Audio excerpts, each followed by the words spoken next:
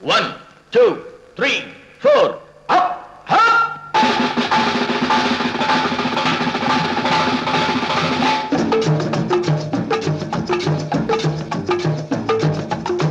ஓடி ஓடி உழைக்கணும், ஊருக்கெல்லாம் கொடுக்கணும். ஓடி ஓடி உழைக்கணும், ஊருக்கெல்லாம் கொடுக்கணும். ஆடி பாடி நடக்கணும், அன்பை நாளும் வளர்க்கணும். ஓடி ஓடி உழைக்கணும், ஊருக்கெல்லாம் கொடுக்கணும். ஆடி பாடி நடக்கணும், அன்பை நாளும் வளர்க்கணும். ஓடி ஓடி உழைக்கணும்.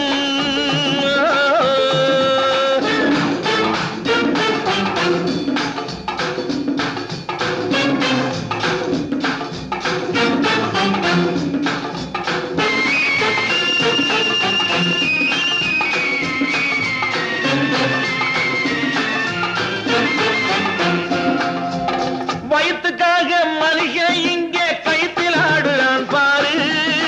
ஆடி முடிச்சு இறங்கி வந்தா அப்புறம் தாண்டா சோறு.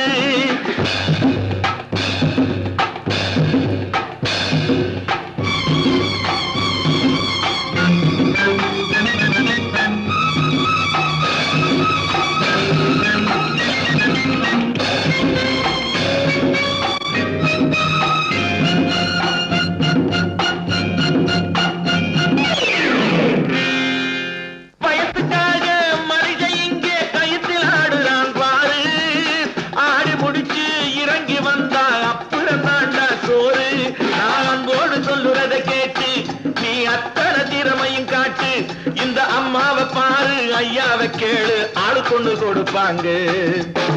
ஓடி ஓடி உழைக்கணும், ஊருக்கெல்லாம் கொடுக்கணும். ஆடி பாடி நடக்கணும், அன்பை நாளும் வளர்க்கணும். ஓடி ஓடி உழைக்கணும்.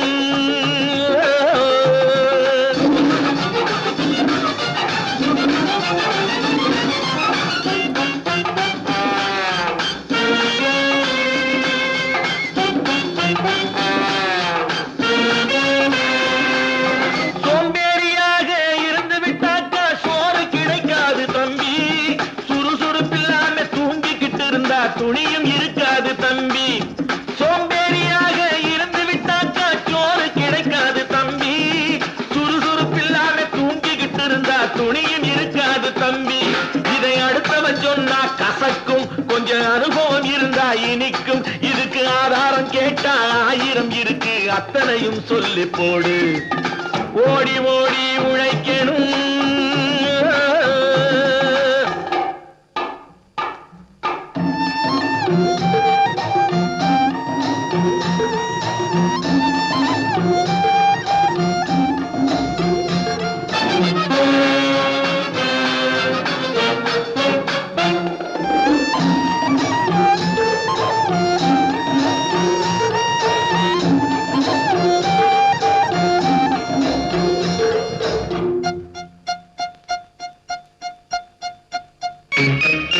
வலிமையுள்ளவன் வச்சது எல்லாம் சட்டம் ஆகாது தம்பி. பிறர் வாழ உழைப்பவர் சொல்லுவதெல்லாம் சட்டம் ஆகணும் தம்பி. வலிமையுள்ளவன் வச்சது எல்லாம் சட்டம் ஆகாது தம்பி. பிறர் வாழ உழைப்பவர் சொல்லுவதெல்லாம் சட்டம் ஆகணும் தம்பி. நல்ல சமத்துவம் வந்தாகணும், அதிலே மகத்துவம் உண்டாகணும். நாம பாடுற பாட்டும் ஆடுற கூத்தும் படிப்பினை தந்தாகணும், நாட்டுக்கு படிப்பினை தந்தாகணும். ஓடி ஓடி உழைக்கணும், ஊருக்கெல்லாம் கொடுக்கணும். ஆடி பாடி நடக்கணும், அன்பை நாளும் வளர்க்கணும். ஓடி ஓடி உழைக்கணும்.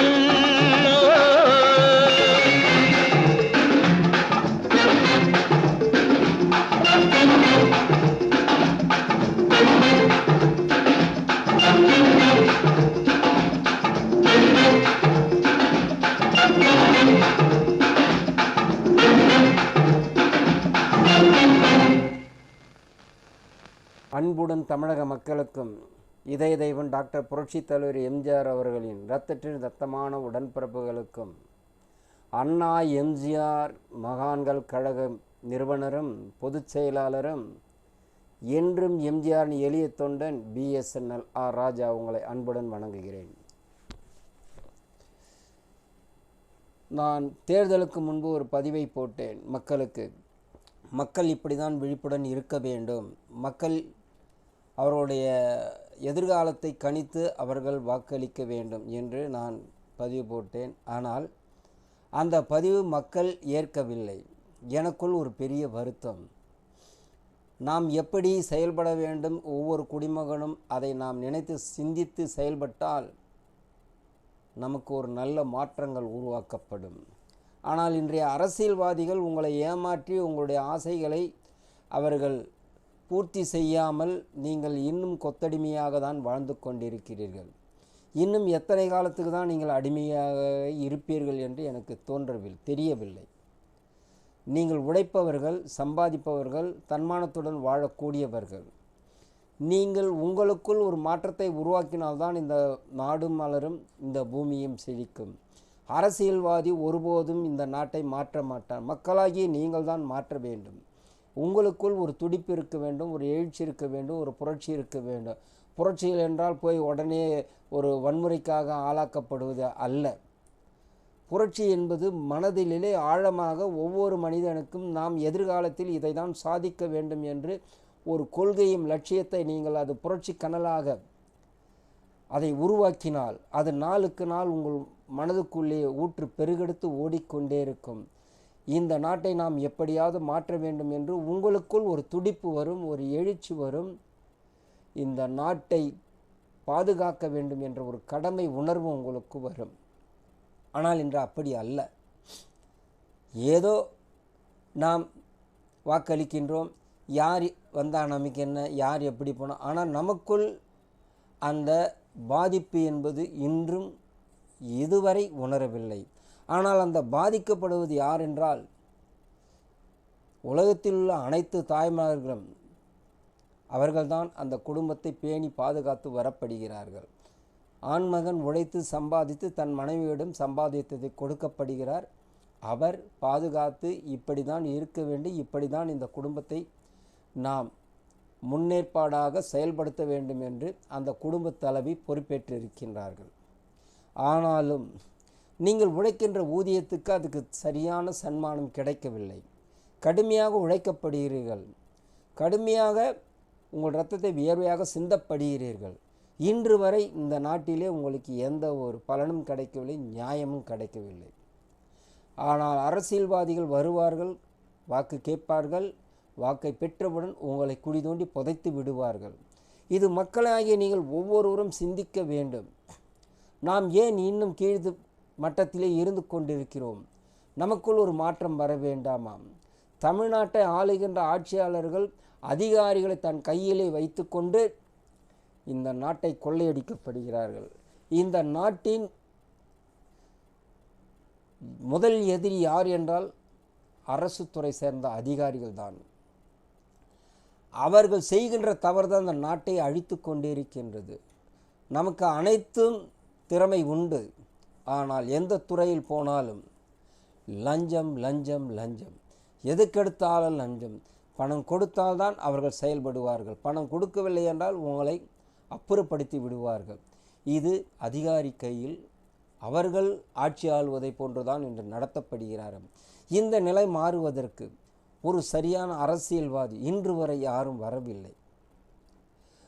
இதய தெய்வம் டாக்டர் புரட்சித் தலைவர் எம்ஜிஆர் அவர்கள் 1977 ஆட்சி பொறுப்பேற்றவுடன் ஒரு 2 மாதத்தில் அரசு துறை அதிகாரிகள் அனைவரும் கூட்டி நாம் எப்படி முன்னேற்றம் அடைய வேண்டும், இந்த நாடு எப்படி நிம்மதியாக வாழ வேண்டும், அதற்கு என்ன வழிவகை செய்யுங்கள் என்று கேட்கின்ற பொழுது அதிகாரிகள் அமைதியாக இருந்தார்கள். அந்த கூட்டத்திலே எங்கிருந்தோ ஒரு குடிமகன் குரலை எழுப்புகின்றான். அதிகாரிகள் அவரை அப்புறப்படுத்துகிறார்கள். இதை இதய தெய்வம் டாக்டர் புரட்சித் தலைவர் எம்ஜிஆர் அவர்கள் பார்த்து விட்டார். அந்த சகோதரனை மேடைக்கு அழைத்து வாங்க என்றார். அங்கே அழைத்து வரும்போது அப்போ சொல்கிறார், நாங்கள் நேரத்தோடு உணவு சாப்பிட முடியவில்லை, இது ஆண்டு கொண்ட ஆட்சியாளர்கள் தவறு செய்து விட்டார்கள், எங்களுக்கு ஒரு புட்டு புண்ணாக்கு போடுவதை போல் இந்த மனிதனையும் ஒரு மிருகமாக நினைத்து கொண்டு ஆட்சியாளர்கள் நடத்தி கொண்டிருக்கிறார். இதை கேட்டவன் புரட்சித் தலைவருக்கு பெரிய மனம் வருத்தம் உண்டாகியது. அதை உடனடியாக அவர் என்ன செய்தார், இந்த மக்களுக்கு என்ன தேவையோ அதை உடனடியாக செய்ய வேண்டும் என்று அதற்காக நிதியை ஒதுக்கினார். அன்று முதல் அந்த மக்கள் அனைவரும் நிம்மதியாக வாழத் தொடங்கினார். இது ஏன் சொல்லப்படுகிறேன் என்றால், அதிகாரிகளுக்கு மெத்தனம் அதிகம் உண்டு. யார் பணம் கொடுக்கிறார்கள் அவர்களுக்கு முக்கியத்துவம் கொடுத்து விடுவார்கள். உண்மையாக வாழ்கின்ற மக்களை அவர்களை சாகடித்து விடுகிறார்கள். இவர்களுக்கு ஊதியம் வழங்கப்படுவது மக்கள்தான். அதை மறந்து அவர்கள் இந்த ஆட்டத்தை ஆடுகின்றனர். இந்த நிலை கடுமையாக தமிழ்நாடு முழுவதும் அதாகப்பட்டது. துரோகிகள் யார் என்று சொல்லப்பட வேண்டுமென்றால் அரசு துறையில் செயல்படும் அதிகாரிகளும் கீழ்மட்ட ஊழியர்களும் அனைவரும் லஞ்சத்தை வாங்கி கொண்டு இந்த நாட்டை அழித்து கொண்டிருக்கிறார்கள். இதில் அரசியல்வாதிகளுக்கு லாபம் உண்டாகி விடுகிறது. அவர்களுக்கு தேவையானவைகளை அவர்கள் செய்து கொடுத்துவிட்டு அவர்களிடத்தும் இவர்கள் பணத்தை அபகரித்து கொண்டுகிறார்கள். ஏன் மக்கள் இவர்களுக்கு சம்பளம் வழங்குவது போதாதா? மக்களிடத்தில் இப்படி கொள்ளையடித்து தான் வாழ வேண்டுமா? அப்படி ஒரு நிலைப்பாட்டை உருவாக்கி விட்டார்கள். இந்த லஞ்ச லாபத்தை அடியோடு ஒழிக்க வேண்டும் என்றால் உண்மையான ஊழியனாக வர வேண்டும் இந்த நாட்டில் அரசியல்வாதி. சொல்கிறாங்க இதெல்லாம் முடியாதுங்க, எல்லாம் லஞ்ச லாபம் பெருந்திருத்துங்க, அவனெல்லாம் மாற்ற முடியாது. அது மாபெரும் தவறான ஒரு கொள்கை வார்த்தை. தமிழனால் முடியாதது ஒன்றுமல்ல. அவன் எதையும் சாதிக்க வல்லமை படைத்தவன். அவன் நினைத்தால் எதையும் நல்லதையும் செய்வான். ஆனால் தவறானவர்களால் இன்று நாடு அழிந்து கொண்டிருக்கிறது. நான் ஏன் இந்த பதிவை போடப்படுகிறேன் என்றால், தமிழ்நாடு உள்ள அனைத்து அரசு துறையிலும் லஞ்ச பேர்வழிகள் தலைவிரித்து ஆடப்படுகிறார்கள். இப்போது நடந்து முடிந்த தேர்தல், இதில் மக்களுக்கு ஏதாவது விமர்சனம் கிடைக்குமா என்றால் கிடைக்காது, ஒருபோதும் கிடைக்காது. இவர் அவரை குறை சொல்வார், அவர் இவரை குறை சொல்வார். அப்புறம் வந்துவிட்டால் இவர்கள் வாழ்ந்து கொண்டிருப்பார்கள். ஆனால் இந்த அப்பாவி மக்கள் அப்படியே தான் இருப்பார்கள். நான் போடுகின்ற பதிவில் மக்களுக்காக தான் போடுகின்றேன். அதை கூட அவர்கள் பார்ப்பதற்கு நேரம் இல்லை. எனக்கு மாபெரும் வருத்தம். இப்படியே நீடித்து கொண்டு போனால் வருகின்ற 2026 உங்களை காப்பாற்றவே முடியாது. அவர்கள் வாழ்ந்து கொண்டே இருப்பார்கள், நீங்கள் அழிந்து கொண்டே இருப்பீர்கள். ஆனால் தமிழ் மண்ணில் இல்லாதது எதுவுமே கிடையாது.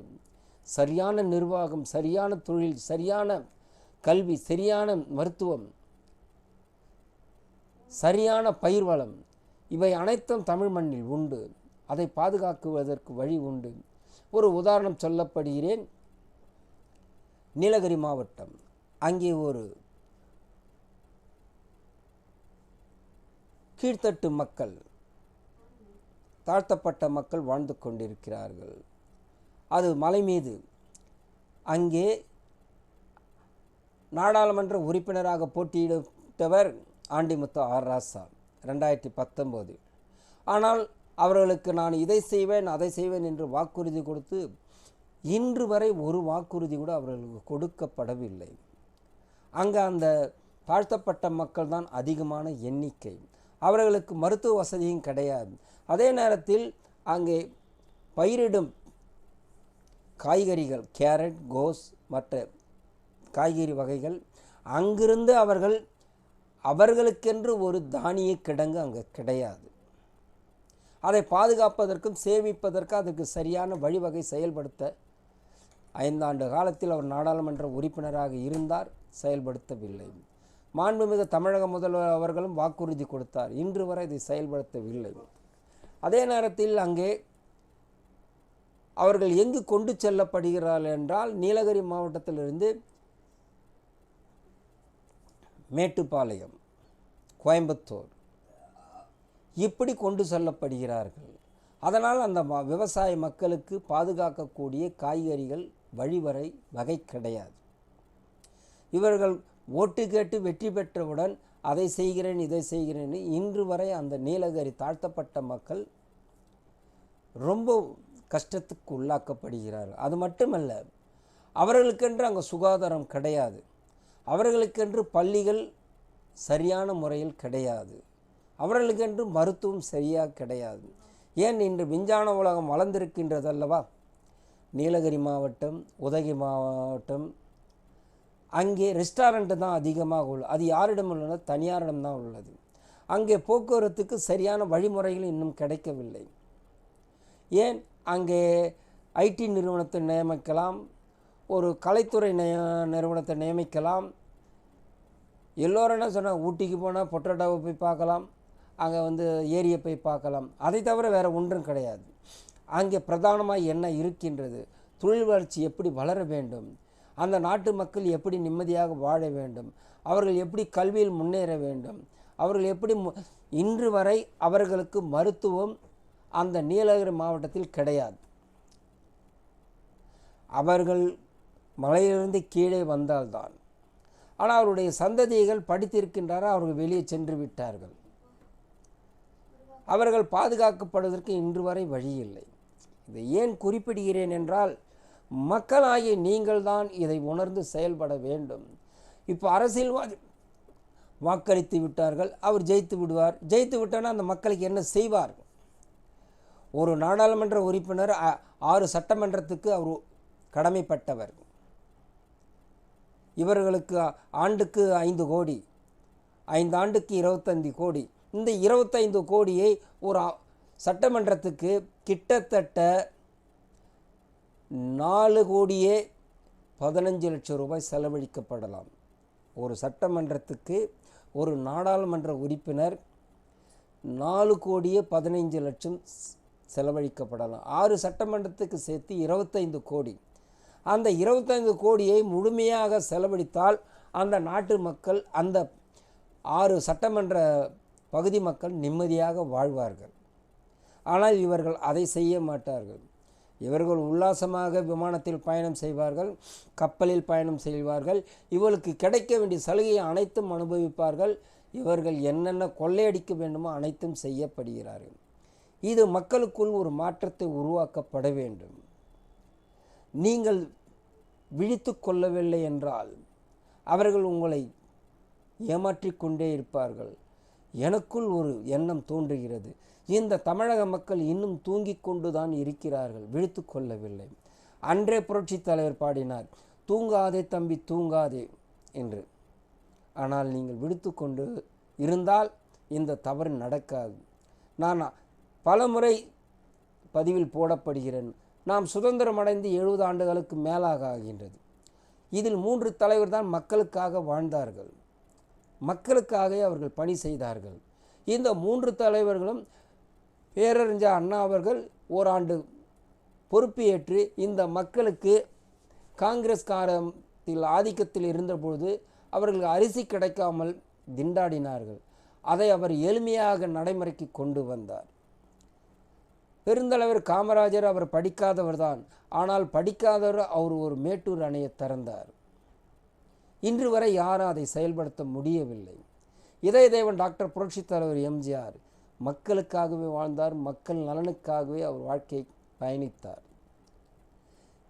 இவர்கள் நாட்டுப்பற்றுக்காகவே வாழ்ந்தார்கள். ஆனால் அதுக்கு மேல் ஒன்று, புரட்சித் தலைவரிடம் தாயுள்ளம் குணம் உண்டு, அவருக்கு ஈகை குணம். அதனால்தான் இன்று மக்கள் மனதிலே நீங்காமல் இடம்பெற்று கொண்டிருக்கிறார். இந்த 3 தலைவரும் மக்களுக்காகவே உழைத்தார்கள், மக்களுக்காகவே தன் வாழ்க்கையை அர்ப்பணித்தார்கள். இப்போ இருப்பவர்கள் 15 ஆண்டுகள் போனால் மீதி 50 ஆண்டு காலம், 5 ஆண்டு காலம் கொள்ளையடித்திருக்கிறார்கள். பெரிய பெரிய கோடீஸ்வரன். ஆனால் இந்த மக்கள் விழுந்து கொண்டு இன்று கலைஞர் குடும்பம் சொல்லப்படுகிறார்கள் அல்லவா? கிட்டத்தட்ட ஒரு 40 ஆண்டு காலம் முன்பு அவர் ஒரு ஆண்டி, கலைஞர் அவர் ஒரு ஆண்டி. இன்று ஆகாயத்தில் நிமிர்ந்து பார்க்காத அளவிற்கு அவருடைய சொத்துக்கள். இவை அனைத்தும் யாருடையது? உங்களுடையது. பரம்பரையாக இருப்பாங்க சொத்துக்கள், ஆனால் அவன் இருக்கிற இடமே காணாமல் போயிடுவான். ஆனால் இவர்கள் மக்களிடத்தில் அடித்த கொள்ளை இருக்கு, இப்போ தெரியுமா? வீட்டு கொள்ளை இல்லை. இந்த பணங்கள் அனைத்தும் பறிமுதல் செய்யப்பட வேண்டும். அதற்காக சட்டத்தை இயற்றப்பட வேண்டும். மக்கள் சொத்தை யார் சூறையாடப்படுகிறார்கள் அவர்கள் இந்த நாட்டை விட்டு விரட்டப்பட வேண்டும். அவர்களுடைய குடியுரிமையும் ஒழிக்கப்பட வேண்டும். இது சாதாரண விஷயம் அல்ல. கொள்ளையடித்தவன் அடித்து கொண்டே இருப்பான். ஏமாளி மக்கள் ஏமாந்து கொண்டே இருந்தால் கொள்ளையன் அவன் உச்சாணியில் இருந்து கொண்டு அவன் ஆட்சி பீடத்தில் எல்லோரையும் ஆட்டி படைப்பான். இந்த நிலை மாற வேண்டும் என்றால் ஒவ்வொரு குடிமகன் மனதிலும் ஆழமாக பதிய வேண்டும். ஏன் நாம் இந்த நிலையில் இருந்து கொண்டே இருக்கின்றோம்? நம் வாக்கை வைத்து தான் அவர்கள் வாழ்ந்து கொண்டிருக்கிறார்கள். ஆனால் நாம் வீழ்ந்து கொண்டே இருக்கிறோம். இதை நாம் மாற்ற வேண்டாமாம்? நாம் யாரிடம் போய் சண்டையே போட வேண்டாம். அரசியல் ஒவ்வொரு மனிதனுக்கும் முதன்மையானது. அதை கடைபிடிக்க வேண்டும். நாம் சுயநலமாக இருந்தால் இது போன்ற தவறான அரசியல்வாதிகள் இந்த நாட்டை சூறையாடி கொண்டே இருப்பார்கள். இது சுடுகாடாக மாறிவிடும். அவர்கள் அரண்மனை வாசிகளாக வாழ்ந்து கொண்டிருப்பார்கள். இந்த நிலை உங்களுக்குள் உருவாக்கப்பட வேண்டும். அதற்காக தான் இந்த 3 தலைவர்களும் பாடுபட்டார்கள். பெருந்தலைவர் காமராஜர் அவர்கள், பேரறிஞர் அண்ணா அவர்கள், இதயதேவன் டாக்டர் புரட்சி தலைவர் எம்ஜிஆர் அவர்கள். இந்த 3 தலைவர்கள் தவிர வேறு யாரும் மக்களுக்காக வாழ்ந்தவர்கள் அல்ல. இவர்கள்கிட்ட லட்சம் கோடி இருக்குது பணம். யாருடைய பணம்? உன்னுடைய பணம். அந்த பணத்தை நீ பறிக்கப்பட வேண்டும். அதற்கென்று சட்டத்தை ஏற்றுவார்கள். அந்த சட்டத்தை அடியோடு ஒழிக்க வேண்டும். இன்று சட்டத்தை வைத்து கொண்டு தான் கொள்ளையடித்து கொண்டிருக்கிறார்கள் இந்த தவறானவர்கள். இவர்களை அடியோடு குடிதோண்டு புதைக்கக்கூடிய வல்லமை மக்களாகிய உங்களிடத்தில் தான் உண்டு. மறந்து விடாதீர்கள். அண்ணா எம்ஜிஆர் மகான்கள் கழகம் அதற்காக தான் பாடுபடுகின்றது. நான் யாருக்காகவும் பயப்பட மாட்டேன். அன்று சொன்னதுதான், நீதிக்கு, நியாயத்துக்கு, தர்மத்துக்கு, அன்புக்கு, மக்களுக்காக அடிபணிவோம். மக்களை ஏமாற்றக்கூடாது. அது ஏமாற்றினால் மக்கள் வாழ்க்கை அழிந்துவிடும். இன்று அரசியல்வாதிகள் அத்தனை பேரும் கொடி கட்டி பறக்கின்றார்கள். மக்கள் யாராவது நிம்மதியாக வாழ்ந்து கொண்டிருக்கிறார்களா என்று மக்களாகிய நீங்களே சிந்தித்து பாருங்கள். யாரோ ஒருவன் தவறு செய்கின்றான். அந்த தவறுக்கு இந்த மக்கள் அப்பாவி வீழ்ந்து மடிந்து கொண்டிருக்கிறார்கள். இது தேவையா? இப்போ நடந்து முடிந்த 24வது நாடாளுமன்ற தேர்தலில் மக்களுக்கு மாற்றம் கிடைக்குமா? ஒருபோதும் கிடைக்காது. சிந்தித்து பாருங்கள். நான் பலமுறை சொல்லியிருக்கிறேன், சிந்தித்து பார்த்து செய்கையை மாற்று, சிறுசா இருக்கோ திருத்திக்கோ. அது தெரிஞ்சும் தெரியாமல் நடந்திருந்தால் திரும்பவும் வராமல் பார்த்துக்கோ. நமக்குள் ஒரு சுய உணர்வு வேணும், சுய மரியாதை வேண்டும். இப்போது நான் ஒரு இயக்கத்தை துவங்கி இருக்கின்றேன்.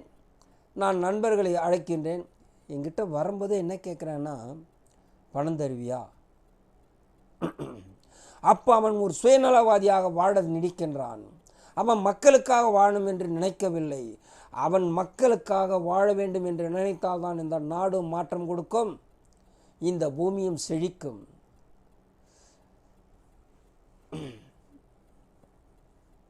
இதயதேவன் டாக்டர் புரட்சி தலைவர் எம்ஜிஆர் அவர்கள் ஒரு பாடல் பாடியிருக்கிறார். அதை ஆப்ரகாம் லிங்கர் அந்த கருத்தை சொல்லியிருக்கிறார். அதை புரட்சி தலைவர் திரைப்படத்தில் நான் ஏன் பிறந்தேன் என்ற படத்தில் பாடியிருக்கின்றார். நாடென செய்தது நமக்கு என கேள்வியை கேட்பது எதற்கு? நீ என்ன செய்தாய் அதற்கு, நினைத்தால் நன்மை உனக்கு. அது எப்பேற்பட்ட ஒரு தத்துவமான கொள்கை. நாடென செய்தது நமக்கு என கேள்வியை கேட்பது எதற்கு? நீ என்ன செய்தாய் அதற்கு, நினைத்தால் நன்மை உனக்கு. எனக்கு என்ன செய்யணும்னு கேட்குற பத்தியா? இதுதான் நீ ஒரு சுயநலவாதி. உன்னை அழிப்பதற்கு அரசியல்வாதிகள் குடி தோண்டி புதைக்கப்படுகிறார்கள். இதை நீங்கள் மறந்து வாழ்ந்து கொண்டிருக்கிறீர்கள். தயவு கூர்ந்து நான் உங்களுக்கு பணிவுடன் வேண்டுகிறேன். ஒரு தாய் தன் மகனை ஏன் கண்டிக்கப்படுகிறாள் தெரியுமா? தன் மகன் நல்லவனாக வாழ வேண்டும். இந்த சமுதாயத்தில் அவன் தலை நிமிர்ந்து வாழ வேண்டும் என்று ஒரு தாய் நினைப்பாள். ஆனால் அந்த மகன் என்ன நினைக்கிறான் தெரியுமா? நான் சுயநலத்தோடு வாழ்வேன், அதை நீ கேட்கக்கூடாது, உனக்கு அந்த உரிமை இல்லை. அந்த தாய் அப்பொழுதுதான் அவள் மனம் பதறுகின்றாள். நாம் ஒரு நல்ல மகனாக பெற்றெடுத்தோம், ஆனால் இவன் பாதை தவறி போகின்றானே. அப்பொழுது அந்த இடத்தில் அந்த வாழ்க்கையை அவனுக்கு மாறுதல் கொடுத்து அவன் வாழ்க்கை சீரழிக்கப்படுகிறது. அதை போலதான் இந்த நாட்டின் பாதுகாக்கக்கூடியவன் ஒவ்வொரு குடிமகன். இந்த தமிழ்மண் அவள் ஒரு தாய். அந்த தாயை பாதுகாக்க வேண்டிய இந்த தமிழ் குடிமகனுடைய கடமை. ஆனால் அவன் என்ன சொல்லப்படுகிறான்? எனக்கு பணம் குடிப்பியா, எனக்கு மது குடிப்பியா, எனக்கு அறுசுவை பிரியாணி குடிப்பியா என்ற கேள்வியை கேட்கின்ற பொழுது அவன் அந்த இடத்தில் சுயநலவாதியாக மாறிவிடுகின்றான். இது அரசியல்வாதிகளுக்கு மாபெரும் பாதுகாப்பாக மாறிவிடுகின்றது. அவர்கள் பிறக்கின்ற பொழுது அவர்களுக்கு அந்த பணம்லாம் கிடையாது. உங்களிடத்தில் கொள்ளையடித்த பணம்தான் அவர்கள் மாபெரும் மேதாவிகளாக மாறிவிட்டார்கள். அதற்கு காரணம் யார்? நீங்கள் சரியாக இருந்தால் யாரை நாம் தேர்ந்தெடுக்க வேண்டும்? பணம் கொடுத்தால் ஓட்டு போடுவேன் என்று என்ற ஒரு தவறான கொள்கையை அடியோடு குழி தோண்டி புதைக்க வேண்டும். ஏன் நீங்கள் சம்பாதிக்கப்படவில்லையா? நீங்கள் திடகாத்திரமாக தானே இருக்கின்றீர்கள். உங்கள் குடும்பத்தை பாதுகாக்கக்கூடிய வல்லமை உங்களிடத்தில் இருக்கின்றது. உங்கள் பிள்ளைகளை பாதுகாக்கக்கூடிய ஆற்றல் உங்களிடத்தில் இருக்கின்றது. இருந்தாலும் மாபெரும் படுகொடி பள்ளத்தில் நீங்கள் விடப்படுகிறீர்கள். எனக்கு பணம் கொடுங்க, அப்போ தாங்க உங்களுக்கு நான் ஓட்டு போடுவேன்னு சொல்கிறீங்களே, தப்பு இல்லை. ஒரு அரசியல் என்பது என்ன?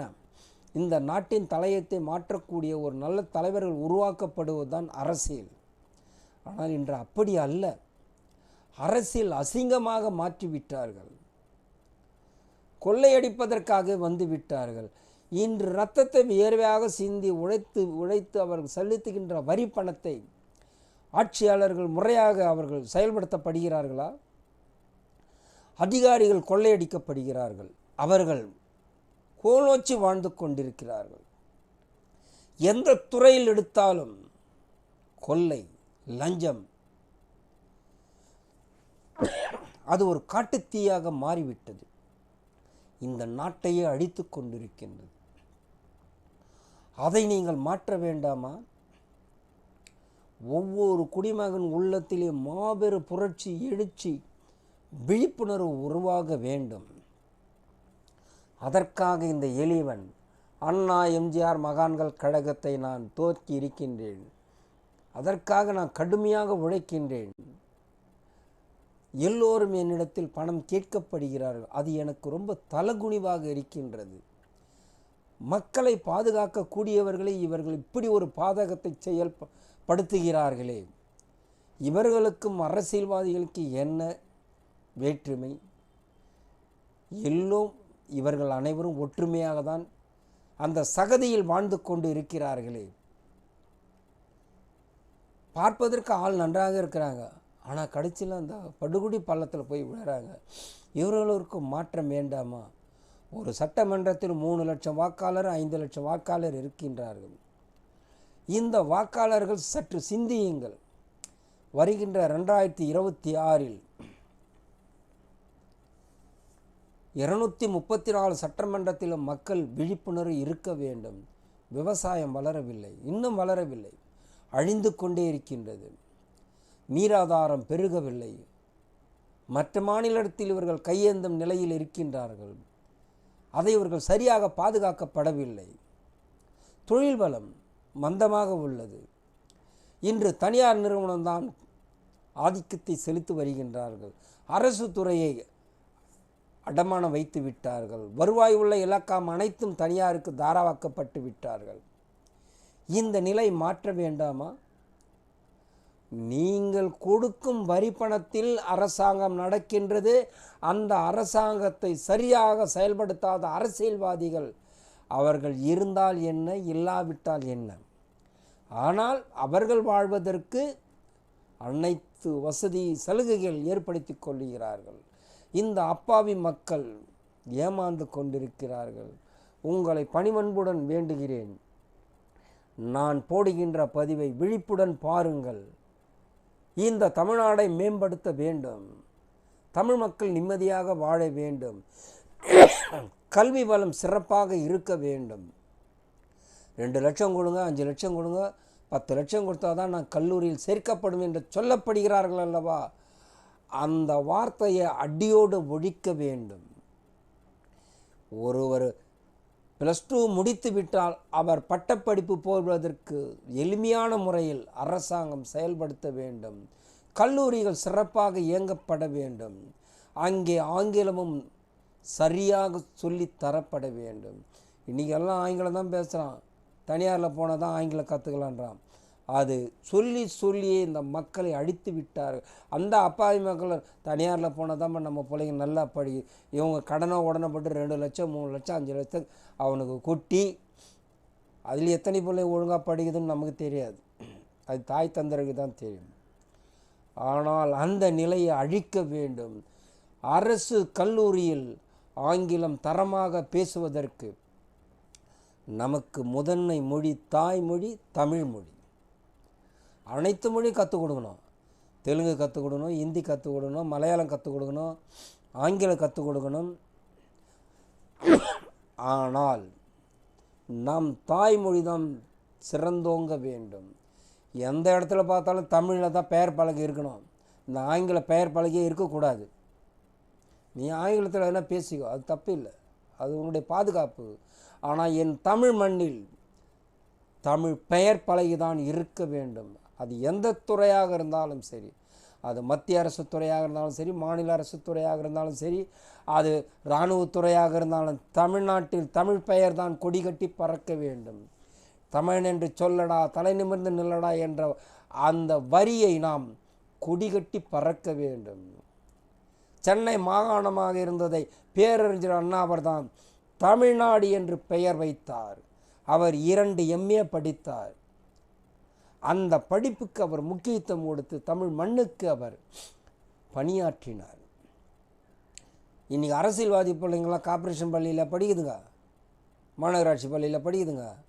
அதுங்க டான் பாஸு, அந்த பாஸு, இந்த பாஸு, ஆக்ஸ்போர்டு இப்படி தான் படிக்குதுங்க. ஆனால் மேடையில் என்ன பேசுவாங்க?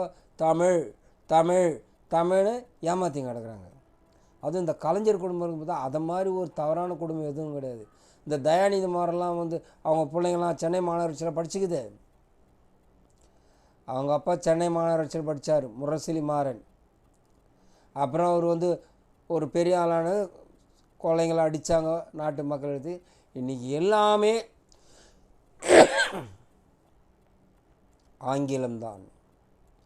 ஆனால் இங்கே ஏமாத்துறது. இப்போ சன் டிவின்னு ஒன்று கொடுத்துக்கிறாங்களே தொலைக்காட்சி, இதுவரைலாம் எந்த அரசியல் தலைவரும் அவனும் கேட்கல. அவன் கேட்குறதுக்கு நாதி இல்லை. ஏன்னா அவன் எடுப்பாயிட்டான் எல்லாருமே. சன்னா என்ன? சூரியன். சூரியன் தொலைக்காட்சின்னு போட வேண்டியது தானே. அதனால் சன் தொலைக்காட்சி. அங்கே அந்த வெள்ளைக்காரனுக்கு தானடா நீ அடிமையாக இருக்கிற. அப்புறம் பாரு, நான் தமிழன் அப்படி மாற்றிட்டு ஏமாத்துறது. நாங்கள் சமூக நீதியை காப்போம். எந்த சமூக நீதியை உங்களால் காக்க முடியல. சமூக நீதியை காக்கணுன்னாக்கா அந்த நீலகிரி மக்கள், தாழ்த்தப்பட்ட மக்களுக்கு இதுவரை ஏதாவது நன்மை செய்துக்கிறீங்களா? செய்யலையே. அவங்க இன்றைக்கி வரல கஷ்டம் தானே படுறாங்க. அங்கே இருக்கிற காய்கறிங்களாம் அதை அங்கேயே ஒரு பெரிய குடவுனாக அங்கே நியமனம் பண்ணி ஒரு காய்கறி கிடங்காக அந்த மக்களுக்கு பாதுகாப்பு கொடுத்தீங்களா? ஓட்டு வாங்குகிற வேலையை ஏமாற்றினீங்க. வாங்கிட்ட பிறகு அந்த பக்கம் திரும்பியே பார்க்கல. இதுதான் அரசியல்வாதிகளுடைய மோசடி. இந்த மோசடியில் இருந்து நீங்கள் விழித்து கொள்ளுங்கள். அண்ணா எம்ஜிஆர் மகான்கள் கழகம் 2026இல் நாங்கள் எதையும் அதை செய்கிறோம் இதை செய்கிறோம் சொல்லவே மாட்டோம். அது எங்கள் வேலை கிடையாது. மக்களை ஏமாற்றவும் மாட்டோம். உங்கள் வரிப்பணத்தை உங்களுக்கு செலவழிப்போம். நாங்கள் இலவசம் என்று அறிவிக்க மாட்டோம். அதை விட மோசடி எதுவும் இல்லை. உங்களை குழி தோண்டி புதைக்கிறதுக்கு இலவசம். அந்த இலவசம் பேரை சொல்லி பல லட்சம் கோடி இந்த தமிழ் மக்களுக்கு பாதிப்பு உண்டாக்கப்படுகிறது. உங்களுக்கு என்ன தேவை? உங்களுக்கு நான் என்ன செய்ய வேண்டும்?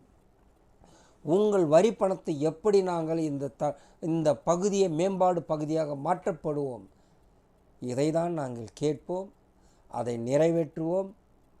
புரட்சி தலைவர் கொள்கையும் அண்ணாவின் கொள்கையும் முழுமையாக அங்கே கடைபிடிக்கப்படும். தண்ணீர் பஞ்சமில்லாமல் உருவாகிறதுக்கு வழி செய்வோம். விவசாயி தங்கு தடை இல்லாமல் அவன் ஒழுவதற்கு அவனுக்கு வழி செய்வோம். தொழில் வளம், குறிப்பாக பெண்கள். இன்றைக்கி தமிழ்நாட்டில் எவ்வளோ பெண்கள் பாதிக்கப்படுகிறார்கள். அவர்கள் குடும்பத்தில் கஷ்டங்கள், அந்த தாய்மார்களுடைய கஷ்டத்தை மனதிலே பதிய வைத்து தமிழ்நாடு முழுவதும் அவர்களுக்கு என்ன செய்ய வேண்டும், அவர்களுக்கு என்ன ஊதியம் கொடுக்கப்படும் என்பதை நான் திட்டத்தில் வைத்திருக்கின்றேன். மக்கள் வரி பணத்தை மக்களுக்காக செலவழிப்போம். அந்த செலவழிப்பது அவர்களுக்கும் வருவாய், அரசுக்கும் வருவாயாக உருவாக்கப்படுவோம். அண்ணா எம்ஜிஆர் மகான்கள் கழகம். நாங்கள் அயராது உழைப்போம். எங்களை எந்த நேரத்தில் வேண்டுமென்றாலும் சந்திக்கலாம். அவர் எம்எல்ஏ ஆகிட்டாரு, இவர் இது மாதிரி ஆகிட்டார், நம்மளாம் அவரை போய் பார்க்க முடியுமா? ஒருபோதும் நினைக்கக்கூடாது. உங்களின் ஒருவன், மக்களின் ஒருவன், மக்களின் ஊழியன், மக்களின் சேவகன், மக்களின் தொண்டன். அண்ணாவின் கொள்கை, புரட்சித் தலைவர் கொள்கை, இதுதான் எங்களுடைய கொள்கை. இன்று என் கூட வரத்துக்கு எல்லாம் கொஞ்சம் பணம் தான் கேட்குறான். ஆனால் அவங்கள பார்த்து எனக்கு ரொம்ப வருத்தமாக தான் இருக்குது. அவர்கள் அத்தனை பேரும் நாளை அவர்கள் வருத்தப்படுவார்கள். நாம் அவர் கூப்பிடுகின்ற பொழுது போகவில்லை, இப்பொழுது நாம் தனியாக இருக்கின்றோம் என்ற நிலை உண்டாகும். அதற்கு புரட்சித் தலைவர் ஆசி எனக்கு உண்டு, அண்ணாவின் ஆசி உண்டு. என் உழைப்பு, என் தாய் தந்தருக்கு நான் மகனாக பிறந்ததற்கு, மண்ணுக்கும் தமிழுக்கும் மக்களுக்கு இறைபணி ஆற்றிதான் இந்த மண்ணில் நான் மறைவேன். சாதித்து விட்டு தான் நான் செல்வேன். எனக்குள் உடலில் 1000 உபாதைகள் இருக்குது. நான் ஒருபோதும் அதை நான் பொருட்படுத்தவில்லை. என்னுடைய சிந்தனை, என்னுடைய செயல்பாடு, அண்ணாவின் கொள்கை, புரட்சித் தலைவர் கொள்கை, அவர்கள் கொள்கையை நாம் நனவாக்க வேண்டும். கனவை நினைவாக்கி வெற்றி பெற வேண்டும். அண்ணா எம்ஜிஆர் மகான்கள் கழகம் 2026 மாபெரும் எழுச்சியோடு மக்கள் மனதிலே பாராட்டு பெற்று செயல்படுவோம். அதற்கு நாங்கள் கடுமையாக உழைப்போம் என்று சொல்லி இந்த பதிவை பார்க்கின்ற அனைத்து மக்களும், எம்ஜிஆர் தொண்டர்களும் ஆதரவு கொடுத்து மாபெரும் வரவேற்பு கொடுங்கள். வருகின்ற காலம் அண்ணாவின் கனவு, இதய தெய்வம் டாக்டர் புரட்சித் தலைவர் எம்ஜிஆருடைய கனவும் கொள்கை நிறைவேற்றப்படும். என்றும் எம்ஜிஆர் எளிய தொண்டன் BSNL ஆர் ராஜா. வாழ்க அண்ணா நாமம், வாழ்க புரட்சித் தலைவர் எம்ஜிஆர் நாமம்.